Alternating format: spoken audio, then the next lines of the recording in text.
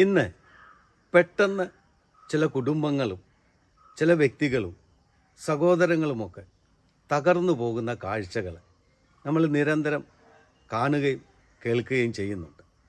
എന്തുകൊണ്ട് ഇങ്ങനെ പെട്ടെന്ന് സന്തോഷവാന്മാരായി കഴിഞ്ഞിരുന്ന സഹോദരങ്ങളുടെ ഇടയിൽ ഭിന്നിപ്പുണ്ടാകുന്നു, കുടുംബങ്ങളുടെ ഇടയിൽ ഭിന്നിപ്പുണ്ടാകുന്നു, കുടുംബങ്ങൾ തകരുകയും സഹോദരങ്ങൾ തമ്മിൽ അടിച്ച് പിരിയുകയും ചെയ്യുന്ന കാഴ്ച നമ്മൾ നിത്യവും കാണുന്നില്ലേ?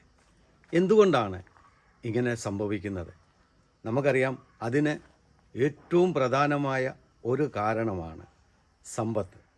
അർഹതയില്ലാതെ, അധ്വാനിക്കാതെ, വിലയറിയാതെ വന്നു ചേരുന്ന സമ്പത്ത് പലപ്പോഴും സഹോദരങ്ങളെ തമ്മിൽ ഭിന്നിപ്പിക്കുകയും കുടുംബങ്ങളെ അകറ്റിക്കളയുകയും ഭാര്യ ഭർത്താക്കന്മാരുടെ സന്തോഷകരമായ ജീവിതം ഇല്ലാതാക്കുകയും ചെയ്യുന്ന കാഴ്ച നമ്മൾ ഇന്ന് നിരന്തരം കണ്ടുകൊണ്ടിരിക്കുകയാണ്.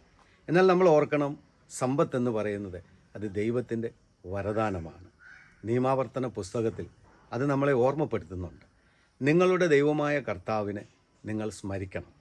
എന്തെന്നാൽ നിങ്ങളുടെ പിതാക്കന്മാരോട് ചെയ്ത ഉടമ്പടി നിറവേറ്റുന്നതിന് വേണ്ടി സമ്പത്ത് നേടാൻ ശക്തി നൽകുന്നത് അവിടുന്നാണ്.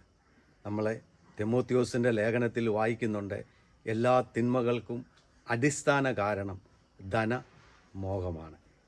ധനം സമ്പാദിക്കുന്നല്ല, അതിനോടുള്ള ആർത്തി, അതിനോടുള്ള മോഹം, അതിമോഹം, അതിനെ എങ്ങനെ കൈകാര്യം ചെയ്യുന്നു എന്നതിൻ്റെ അടിസ്ഥാനത്തിൽ പലപ്പോഴും ഇന്ന് കുടുംബങ്ങൾ തകരുന്നു, വ്യക്തികൾ തകരുന്നു, സഹോദരങ്ങളുടെ ഇടയിൽ ഭിന്നിപ്പ് ഉണ്ടാകുന്നു. സ്നേഹമുള്ളവരെ, പണം ഒരു പരിധിയിൽ അപ്പുറം മനുഷ്യൻ്റെ ജീവിതത്തിൽ വന്നു കഴിയുമ്പോൾ അവനല്ലാതായി തീരുന്നു. അവൻ ദൈവത്തെ മറന്ന് ജീവിക്കാൻ തുടങ്ങുന്നു. അന്നു മുതൽ അവൻ അനുഭവിച്ചുകൊണ്ടിരുന്ന സന്തോഷവും സമാധാനവും അവന് നഷ്ടപ്പെടുന്നു.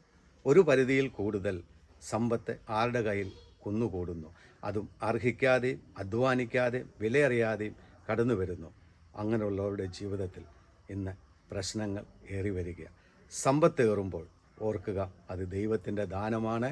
ദൈവികമായി അതിനെ കൈകാര്യം ചെയ്യുക. നമുക്ക് സമ്പത്ത് ഏറി വരുമ്പോൾ നാം മറ്റുള്ളവരെ ഓർക്കുക.